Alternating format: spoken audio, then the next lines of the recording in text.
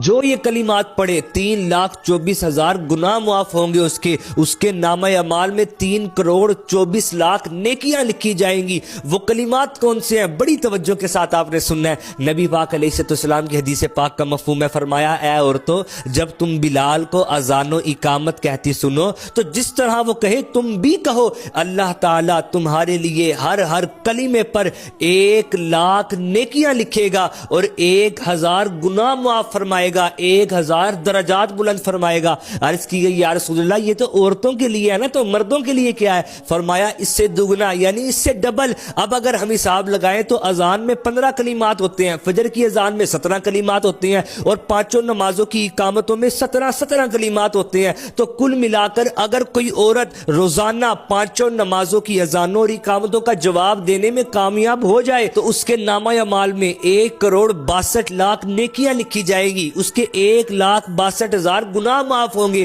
اور 1,62,000 درجات بلند ہوں گے۔ اور مرد کے لیے تو ڈبل ہے، تو مرد اگر روزانہ پانچوں نمازوں کی اذانوں اور اقامتوں کے جواب دینے میں کامیاب ہو جائے تو وہ روزانہ 3,24,00,000 نیکیاں اس کے نامہ اعمال میں لکھی جائے گی، 3,24,000 اس کے گناہ معاف ہوں گے اور 3,24,000 اس کے درجات بلند ہوں گے۔ یہ سب بتانے کا مقصد یہ ہے کہ کئی مرتبہ اذان ہو رہی ہوتی ہے اور ہم اپنی باتوں میں مشغول ہوتے ہیں، حالانکہ اذان کا جواب دینے پر کتنے گناہ معاف ہوں گے، کتنی نیکیاں لکھی جائیں گی۔ تو جب بھی کوئی نیکی کرنے کا موقع ملے آپ نے یہ سوچ کر کرنی ہے کہ پتہ نہیں یہی اللہ کو پسند آ جائے، کیونکہ مرنے کے بعد بندے کو پچھتاوا ہوگا کہ کاش میں نے کوئی نیکی نہ چھوڑی ہوتی۔ واہ حسین واہ! جب امام حسین نبی پاک علیہ السلام کے پاس آتے تو سرکار علیہ السلام انہیں سونگا کرتے، فرمایا کہ امام حسن و حسین یہ دنیا میں میرے 2 پھول ہیں، جس نے ان سے محبت کی اس نے مجھ سے محبت کی، جس نے ان سے بغض رکھا اس نے مجھ سے بغض رکھا۔ نبی پاک علیہ السلام نے امام حسن و حسین کو جنتی جوانوں کا سردار بنایا ہے۔ کیا شان ہے امام حسین رضی اللہ تعالیٰ عنہ کی کہ جن کی ماں سیدہ طیبہ طاہرہ، جن کے بابا علی، جن کے نانا نبی، اس حسین ابن حیدر پہ لاکھوں سلام۔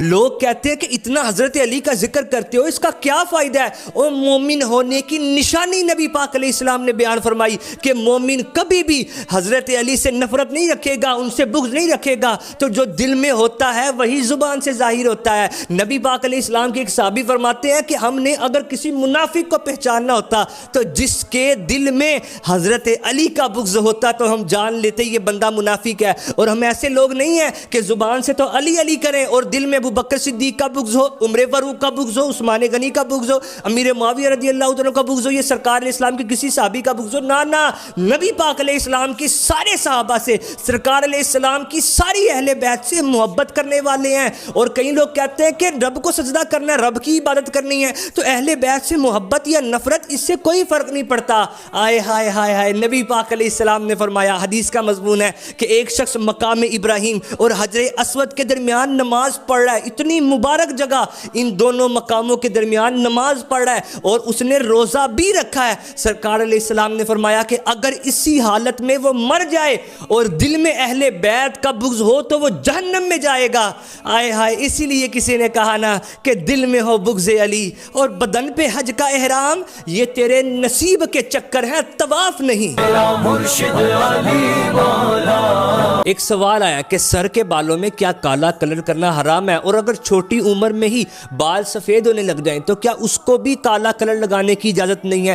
بڑی توجہ کے ساتھ آپ نے سننا ہے۔ جی ہاں، سر کے بالوں میں کالا کلر کرنا حرام ہے۔ نبی پاک علیہ السلام کی واضح صریح حدیث موجود ہے، فرمایا ایک حدیث پاک کا مفہوم ہے کہ آخری زمانے میں کچھ لوگ ایسے آئیں گے جو سیاہ خضاب لگائیں گے، ایسے لوگ جنت کی خوشبو بھی نہیں سونگیں گے۔ اور ایک حدیث پاک میں فرمایا کہ جو سیاہ خضاب لگائے اللہ ان کے منہ کو کالا کرے۔ نبی پاک علیہ السلام واضح حدیث پاک میں منع فرما رہے ہیں۔ اب رہ گئی یہ بات کہ چھوٹی عمر میں بال سفید ہو گئے تو اب کیا کرنا ہے؟ آپ کریں کلر، لیکن کالا کلر نہیں کر سکتے، اور نہ ہی وہ کلر کر سکتے ہیں جو کالے کی طرح دکھنے والا ہے، یعنی بہت زیادہ ڈارک براؤن کلر آپ کرنا چاہ رہے ہیں تو براؤن کلر کریں، لائٹ براؤن کلر کریں، یا جو آپ کو سوٹ کرے، کالا کلر نہیں لگا سکتے، نہ سر کے بالوں میں، نہ داڑھی میں، نہ بھووں پر، نہ ہی مونچھوں پر۔ اگر کوئی کر رہا ہے یہ حرام کام تو توبہ کریں، اس مسئلے کو آگے بھی شیئر کریں تاکہ لوگ بھی اس حرام کام سے بچ سکیں۔ دو جگہ کے